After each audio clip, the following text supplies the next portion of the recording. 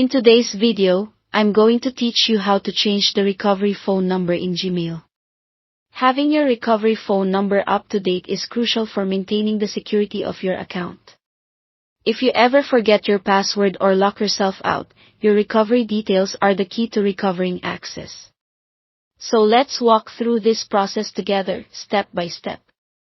First, you'll want to open your preferred web browser and navigate to Gmail's website. Once you've arrived at the Gmail homepage, enter your login credentials to access your account.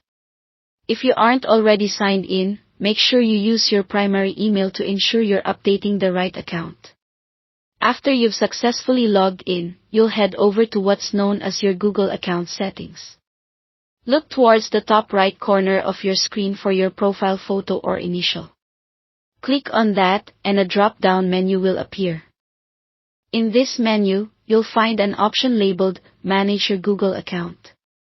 Select this option, and Google will redirect you to a new page showing your account settings. Now that you're on your Google account page, pay attention to the left-hand sidebar. You'll see several tabs, but today we're interested in the one called Personal Info. Click on Personal Info, and you should see a variety of personal details and options to update them. Scroll down until you spot Contact Info.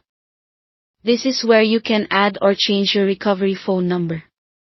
Beneath the Contact Info, if there's an existing phone number, it will be displayed here.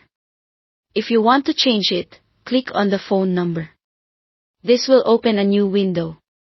In this window, you'll see an icon resembling a pencil next to your phone number, representing the edit option. Click the pencil icon to start the editing process.